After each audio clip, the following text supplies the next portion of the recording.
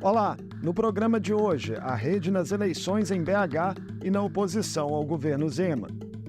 A legenda que integra uma federação com o PSOL discute caminhos para uma possível unificação de forças de esquerda na capital, mas mantém uma plataforma própria em meio ao pulverizado quadro de momento da sucessão. No Legislativo Mineiro, integra o bloco oposicionista Democracia e Luta. Eu converso com a deputada estadual Ana Paula Siqueira, pré-candidata da rede à Prefeitura de Belo Horizonte e presidenta da Comissão de Defesa dos Direitos da Mulher na Assembleia. Bem-vinda mais uma vez ao programa, deputada Ana. Um prazer recebê-la. Obrigada, Marca. É uma satisfação estar mais uma vez aqui no Mundo Político com vocês. Deputada, a senhora está em seu segundo mandato aqui na Assembleia, né? Vem se destacando aí nas lutas das mulheres, em pautas ambientais, ações na área de saúde, entre outras. Por que resolveu ser pré-candidata à Prefeitura de Belo Horizonte? Marco, surgiu, na verdade, um apelo da nossa população que, diante da dura realidade hoje vivida em Belo Horizonte, uma cidade onde a gente tem um aumento dos problemas, né, que historicamente permeiam a nossa capital, mas que foram se intensificando nessa última gestão. Então, Belo Horizonte hoje é entendida, e eu tenho visitado a cidade, as regionais, conversado com especialistas, com a população de uma forma geral, através do nosso programa BH Tem Jeito, né, que vem, inclusive, surge em contraponto a uma fala da própria administração de que o problema do trânsito não tem jeito, que o problema da população em situação de rua não tem jeito. Nós estamos mostrando que tem jeito sim. BH tem jeito a partir da participação das pessoas, numa política que pensa na centralidade dos problemas a partir da vida das pessoas. E saindo às visitas, o que eu percebi foi que Belo Horizonte está muito pior do que a gente imaginava. Descaso, falta de atendimento na área da saúde, precarização na área da educação, temos problemas gigantescos com o trânsito, com o transporte. E, principalmente, o que a população tem muito nos apresentado é essa percepção da falta de gestão. Ao ponto de, em uma reunião pública, uma pessoa dizer assim, a cidade está fedendo no que diz respeito a esse cuidado, né, que a administração deve ter. Então, eu acredito que BH tem jeito a partir da participação das pessoas, a partir da necessidade de atuar naquilo que dói na vida das pessoas. E a gente já tem uma caminhada que vem aí desde o mês de fevereiro, né, com o lançamento da nossa pré-candidatura, com elementos que estão formatando uma proposta, um plano de governo, né, propostas de soluções para que a gente melhore a cidade de Belo Horizonte e faça a cidade ter novamente resgatado o seu protagonismo, que é o que Belo Horizonte sempre teve no cenário nacional. Antes de ser deputada, né, a senhora chegou a atuar ali como secretária de Participação Popular da Prefeitura, responsável pelo orçamento participativo, que era uma bandeira muito forte na capital, né? Como está esse aspecto hoje na administração FUAD? Olha, eu vejo que a participação popular ela perdeu prestígio e espaço durante toda essa gestão, né? Então, assim, as iniciativas, as tomadas de decisões que a Prefeitura fez nos últimos tempos não levou em conta a participação de agentes importantes, sobretudo aqueles que podem colaborar com soluções. A maior parte dos problemas não exige do gestor grandes e mirabolantes soluções, mas exige cuidado, né? E escuta atenta. Então, essa é uma das plataformas que eu acredito muito serem necessárias serem resgatadas na nossa cidade. A força da participação popular, seja na escuta do orçamento participativo, seja no fortalecimento dos conselhos de políticas públicas, seja nos grupos gestores. Belo Horizonte é uma das cidades que tinha uma enormidade de grupos gestores. Hoje eu já não sei se existe mais, mas quando eu fui secretária de Participação Popular, além dos conselhos de políticas públicas, Belo Horizonte tinha mais de 600 conselhos, né, que discutiam os pormenores das políticas da cidade. Isso hoje não é mais uma realidade, precisa ser resgatado.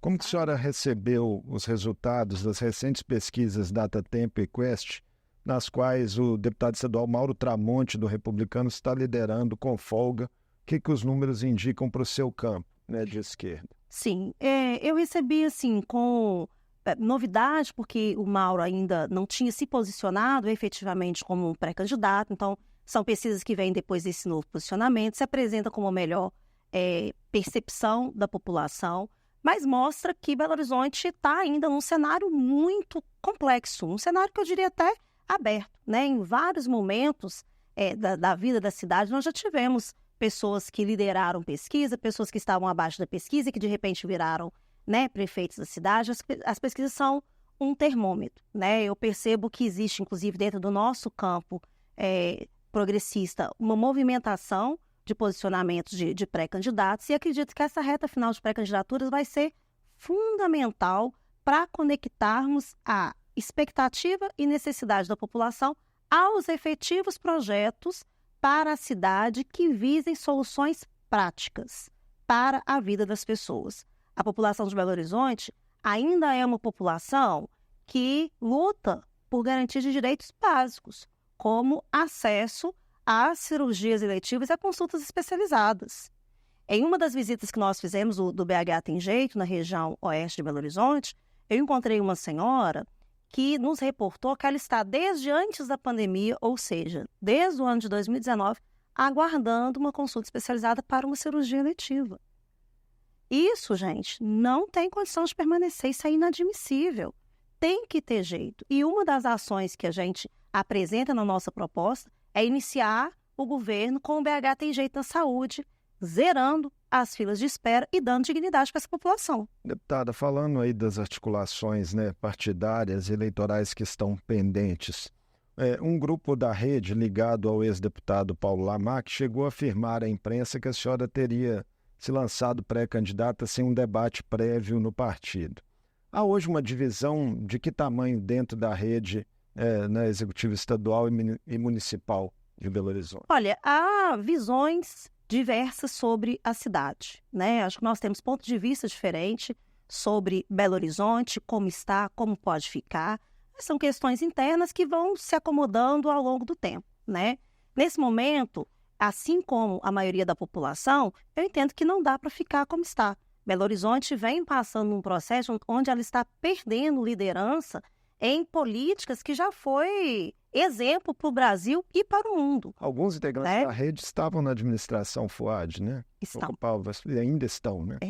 Então, é uma visão, é um pano de fundo, né? É uma opção por manter o que está e uma decisão de acordo, inclusive, com o que aponta a população, nem estou falando de eleitorado, estou falando de sentimento das pessoas, que não dá para ficar como está. Então, eu apresento, sim, uma proposta de renovação para a nossa cidade, numa perspectiva onde a gente precisa fazer com que a cidade deixe de ser palco das jogatinas políticas. Se você fizer um retrospecto, você vai ver o quanto que Belo Horizonte se movimentou internamente nas danças das cadeiras, assim eu denomino internamente, de mudança de secretariado, de ocupação de um espaço político ou outro, que vem fazendo com que Belo Horizonte vá perdendo a qualidade das suas políticas públicas.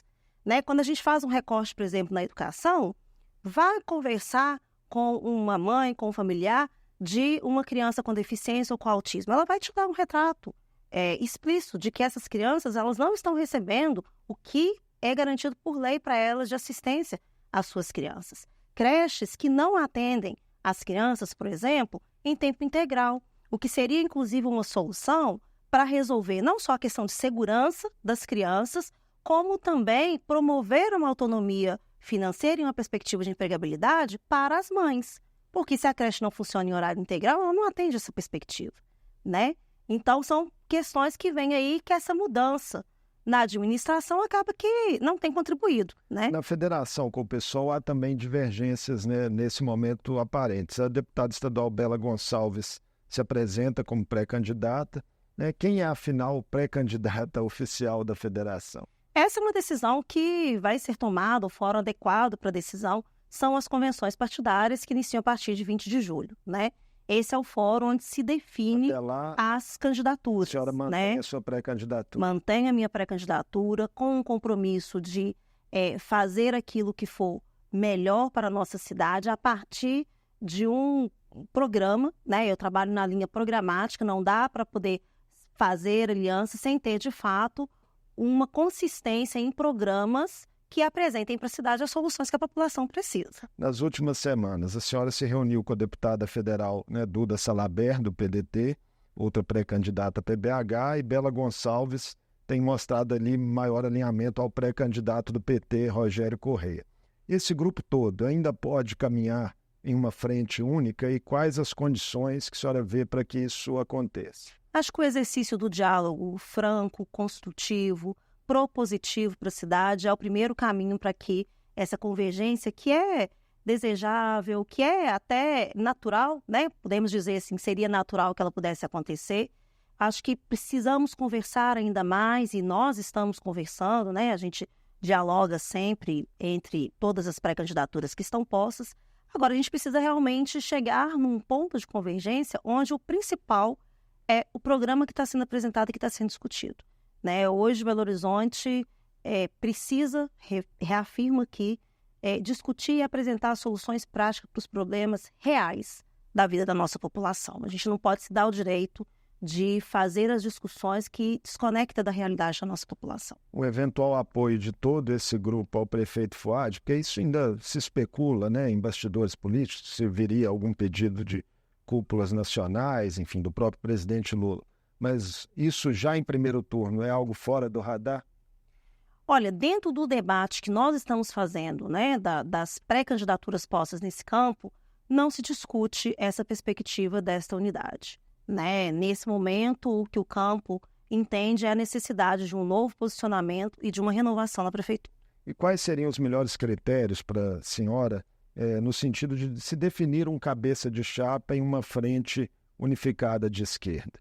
Eu penso que as pesquisas são um caminho importante, um instrumento importante, porque elas trazem ali um pouco da percepção da nossa população, mas penso também que seja um perfil que consiga trazer para dentro desse campo da disputa uma maior representatividade, né? Representatividade importa muito. Então, a população hoje que não quer mais do mesmo, se inspira em algo que seja renovado, né? E nesse contexto, eu penso que a gente precisa fortalecer esse aspecto da representatividade com qualidade, com competência, com o serviço prestado à nossa cidade de Belo Horizonte. Acho que esses são elementos, né? É uma soma que precisa ser feita. Então, somar, inclusive, quem tem mais perspectiva de ampliar, para além, inclusive, do nosso campo. Uma recente, né, audiência da comissão que a senhora preside aqui na Casa de Defesa dos Direitos da Mulher trouxe um dado muito forte, né, de que Belo Horizonte, né, nunca teve uma prefeita e Minas Gerais tem apenas 64 prefeitas, né, atualmente no posto, que é menos de 10% dos ocupantes, né, desses cargos no estado, né? Minas tem 853 municípios. São números, deputada Ana Paula, que ainda refletem a violência política de gênero, em que pese, né, os esforços que já existem para superá-la? Muito, Marco. Nós temos debatido com uma maior profundidade esses dados, fizemos audiência pública, faremos outras, mas é um retrato, né? Uma demonstração do como ainda nós, mulheres, não conseguimos estar nesses espaços. Não é por falta de competência, não é por falta nem de presença das mulheres, mas existe todo um sistema que ainda insiste em nos distanciar desse espaço. Falei recentemente, numa entrevista que dei, que a violência política, ela é um instrumento que vem sendo utilizado para distanciar as mulheres desse contexto, né? Porque, pensa, se nós que conseguimos superar, né, essas linhas invisíveis do acesso ou da condição de estarmos nos parlamentos ou nas prefeituras, já passamos por várias dificuldades, será que aquelas que estão vendo de fora e que veem essa manifestação dessa violência vão ter desejo de estar aqui, né? Então, assim, as pré-candidatas, será que elas se mobilizam a estar num espaço que elas já sabem que elas serão violentadas, que elas serão desrespeitadas, que elas terão que trabalhar 2, 3, 4, 5 vezes mais do que um colega homem para mostrar seu resultado? Então, é uma estratégia perversa que o sistema, de uma forma geral, usa para distanciar as mulheres desse espaço. E, ainda baseado nesses estudos, eu digo que é muito importante a nossa presença nesses debates, como estamos, inclusive, fazendo em Belo Horizonte, né? Eu sou a única candidata mulher, negra, de periferia, que estou posta na disputa desde então, né? Então, a gente precisa ampliar essa discussão, não apenas pensando na possibilidade de chegar lá, mas o que isso tudo representa para a população. Da representatividade que a senhora fazia, né, para definir um candidato, tem a ver com isso também? Tem a ver para também. além, né, a senhora falou para além da esquerda. Seria idealmente também que outros partidos considerassem isso? Sim, porque, na verdade, as pessoas também elas precisam se ver representadas nesses espaços, né? Então, acho que ocupar esses espaços, manifestar o debate a partir do lugar de onde a gente vem, de onde a gente vê as construções, é muito importante, né? Eu vou voltar só um pouquinho aqui para a situação de Belo Horizonte. Assim, eu falo muito que a gente precisa pensar a cidade para além da Avenida do Contorno, né? Com esse olhar de quem está na região nossa de periferia, que é uma grande região na nossa cidade. Hoje, se a gente não pensar na perspectiva dessa população que está, né, cada vez mais percebendo seu desprestígio junto às gestões, essa turma vai ficar, né, sem receber as políticas que necessita por muito tempo. Há, por exemplo, deputada Ana Paula, pressões, falo no cotidiano geral da política, né, para que mulheres sejam vices em determinados momentos, mesmo estando, né, em condições iguais ou até melhores que homens dentro de composições políticas? Sim, é muito comum, né? Mesmo as mulheres tendo uma boa pontuação ou um bom indicativo, elas são convidadas para comporem como vice, ou simplesmente convidadas a abrir mão das suas pré-candidaturas ou das suas pretensões, né, para um outro candidato. Tem uma outra coisa que eu tenho observado muito, Marco, que aí realmente, assim, eu já ouvi muito falar sobre isso, inclusive a nossa ministra Marina Silva, né, que foi candidata à presidência da República, reporta isso muito nas eleições que ela participou, mesmo ela se colocando pré-candidata à presidência, mesmo ela se posicionando, os institutos de pesquisa insistem em não constar o nome nas pesquisas. Isso tem acontecido, inclusive, comigo mesmo, no decorrer desse processo. Então, a gente vai percebendo que existe uma naturalização desse processo de tentativa de invisibilizar a participação de mulheres, especialmente mulheres que têm competência, que têm conteúdo e que têm condição de chegarem lá.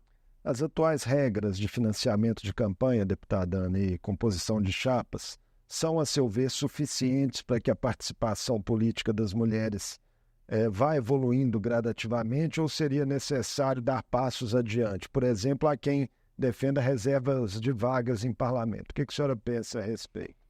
É necessário avançar, né? Eu considero que já foi um avanço a garantia da distribuição do recurso, mas a gente precisa de mais mecanismos, né? A maioria das mulheres não está ocupando espaços de decisão, por exemplo, dentro das instâncias partidárias. Então, elas não participam dessa discussão de como esse recurso vai ser efetivamente aplicado, distribuído, né? Porque o recurso está lá, mas ele não diz que você tem que aplicar isso em todas as candidaturas. Então, quem serão as candidaturas que vão receber esse recurso? Porque como que isso se dá ao longo do tempo com o recurso de fundo partidário, que também tem que ser distribuído para as questões de fortalecimento das pautas de mulheres. Então, ainda é necessário que as mulheres estejam também nesse espaço institucional dos partidos. A maioria não está.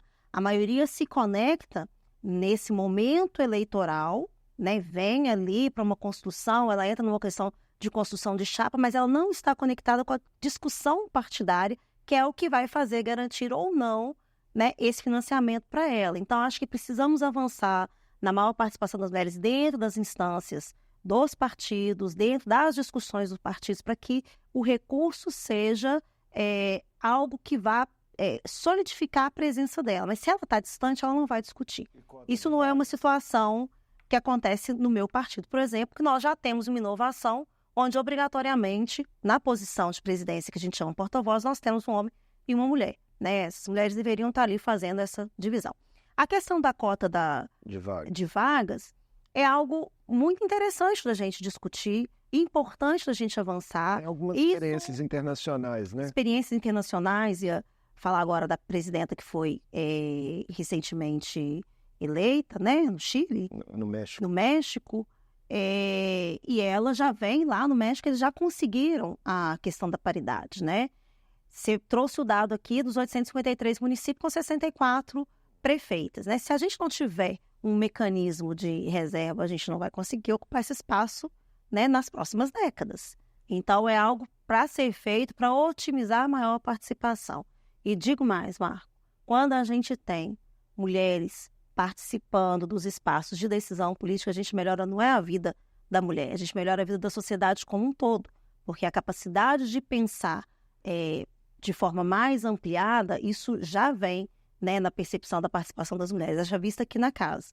Nós, na legislatura passada, nós tínhamos 10 deputadas eleitas. Nessa legislatura, nós ampliamos para 15, né? Então, tivemos um salto.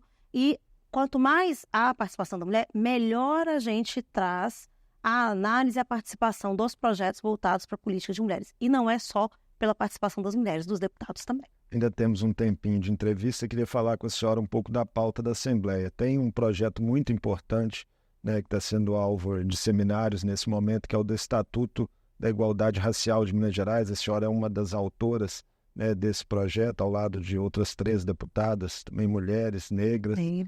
Qual que é a grande importância simbólica dessa discussão hoje para Minas Gerais e qual o desenho final que vocês almejam, né, para esse estatuto? Nós trabalhamos para que o estatuto possa virar uma realidade no nosso estado, né? É um dos estados no Brasil que não tem o Estatuto da Igualdade Racial. A gente entende a necessidade de trabalhar as políticas de forma transversal, como elas são, né? A questão da nossa luta antirracismo, ela é transversal, ela precisa estar posicionada dentro das demais políticas. E o que a gente tem visto, né, com os encontros regionais que já começaram a acontecer, é a importância de conectar as várias visões dentro dessa perspectiva, onde o processo de discriminação é uma realidade no Brasil e no mundo, né? E nós precisamos de mecanismos que, de fato, possam promover a igualdade, possam promover a equidade, né? Isso é para a área da saúde, é para a área da educação, é para a área da assistência, mas é também para a área da infraestrutura, do emprego, né? Das oportunidades de emprego, da juventude. Então, o Estatuto ele vai ser ele é um projeto transversal, trata todas as políticas com a perspectiva da igualdade racial. Com um desenho final previsto para agosto, não é isso? Previsto para agosto, né? E a gente espera que o projeto possa tramitar aqui e em novembro a gente possa tê-lo em condições de ser aprovado pelo plenário. O governo Zema conseguiu, deputada Ana Paula, aprovar aqui na casa, né, após semanas de muito tensionamento, uma recomposição salarial geral de 4,62%, mas esse processo expôs ali dissidências na base, deixou muito descontentamento entre servidores de diferentes categorias. Agora o Executivo fala em priorizar o projeto que aumenta a contribuição do IPSENG, né, nessa reta final do semestre legislativo. Como que a oposição, né, grupo que a senhora integra, pretende atuar nessa questão? Olha, nós vamos fazer aqui, intensificar a nossa defesa em proteção dos servidores públicos, né? Nós já falamos aqui diversas vezes em plenário, em reuniões, em audiências públicas, fica cada vez mais cristalino que o governo Zema escolheu a categoria dos servidores públicos como inimigo, né? Na discussão do aumento, ele não dá o aumento que realmente a categoria precisa e agora, nesse novo projeto, ele vem cobrando mais dos servidores, ou seja, os servidores que não conseguiram um aumento adequado, né? A nossa proposta era que tivéssemos aí 10%, né? Eles não conseguiram esse aumento e agora eles vão ter que pagar mais para ter uma assistência. Então, o servidor está sempre sendo lesado, ele está sempre sendo prejudicado na perspectiva desse governo. Então, nós vamos fazer a resistência, né? Vamos fazer a luta junto com os servidores para garantir que eles não sejam mais uma vez prejudicados pelo governo Zema, que insiste em penalizar os servidores em detrimento a outras ações que beneficiam aqueles que são, né, financiadores de suas campanhas. Começa nesta quarta-feira, né, mais um ciclo do Assembleia Fiscaliza. Quais temas a senhora destacaria aí como prioritários para essas audiências com o secretário? Olha, na perspectiva da Comissão em Defesa dos Direitos da Mulher, nós queremos, então, visualizar, junto com as forças de segurança, quais são as efetivas ações que estão sendo feitas para o enfrentamento à violência contra as mulheres no Estado, né? Lembrar aqui que Minas Gerais é um dos estados que mais mata mulheres por feminicídio, onde nós temos uma crescente dos registros de violência doméstica e familiar contra meninas e mulheres, e a parte da segurança tem que nos mostrar efetivamente o que está sendo feito para diminuir esses números.